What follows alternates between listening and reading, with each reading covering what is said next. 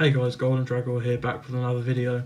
So in today's video we're going to be talking about using the iPhone 5 in 2020. The iPhone 5 was released in 2012, making this phone 8 years old. It'll be 8 years old in September. It came out with iOS 6 and is upgradable until iOS 10.3.4. It comes in 16GB, which this phone here is a 16GB. You've got 32GB, 64GB. It's got a 4-inch screen, which is a Retina display. It's got an 8 megapixel camera which shoots 1080p video. We've got 1GB of RAM, an Apple A6 processor with 1GB of RAM. It's got a 1440 milliamp hour battery, and it comes in silver, which this phone is, and it comes in slate grey, but I don't have a slate grey colour one. All I've got is this space grey iPhone 5. The slate's basically just like this, but it's like a dark blue colour and it scratches very easily. That's why they changed it to this. So the phone is obviously not upgradable to the latest software, which is a problem. My one here is on iOS 8, which is the third version of iOS, but if we just look around the phone before we get into that. On the back we've got the camera, which is obviously 8 megapixel. We've got the single flash, which isn't dual. Got the Apple logo, the iPhone, some IMEIs and some legal stuff at the bottom. At the side we've got the SIM card tray. At the top we've got a power button, and this side we've got the ringer, which works fine. The volume up, volume down. And on the front we've got the camera, which is an eyesight. We've got the home button, and if we just unlock the phone here, the display is not massive, and obviously this one's still on iOS 8, so it may be a bit faster than the iOS 10 ones, but as we can see here, we got airplane mode, Wi-Fi, Bluetooth, do not disturb and stuff like that. The flash works fine.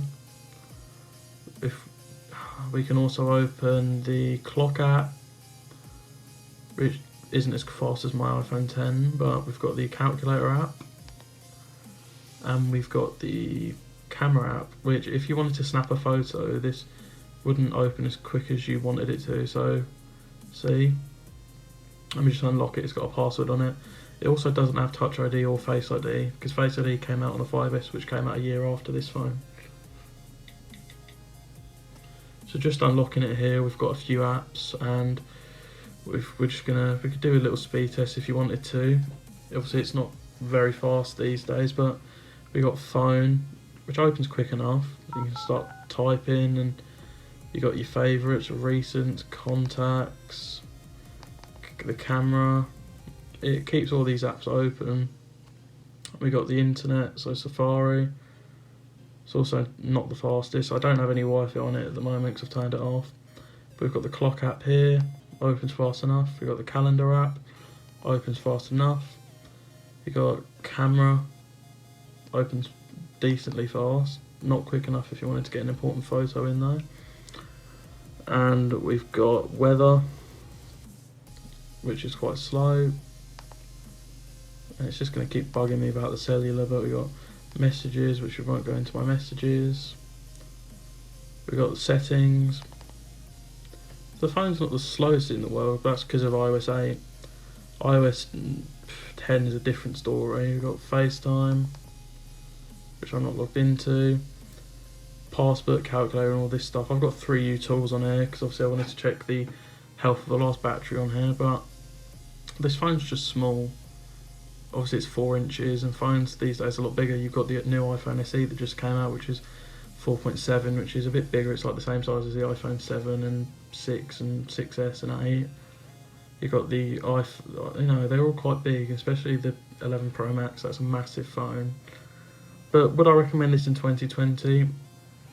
If you can get one cheap and you put a new battery in there, and you make sure it's all up to date, you make sure everything works okay, and you're happy enough to wait a bit longer for your tasks, then I would definitely go for it. I mean, I just found a photo I took.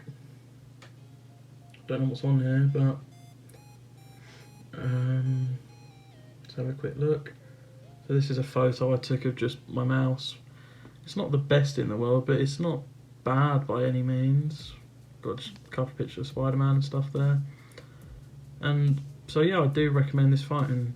But if you Obviously you're not going to be as secure as you are on newer iPhones because we just have a home button, so all we've got is a slide to unlock, and if you're on iOS 10 you have to press the home button and then do it. But all in all, it's a good phone, I guess. Anyway guys, thank you for watching this video.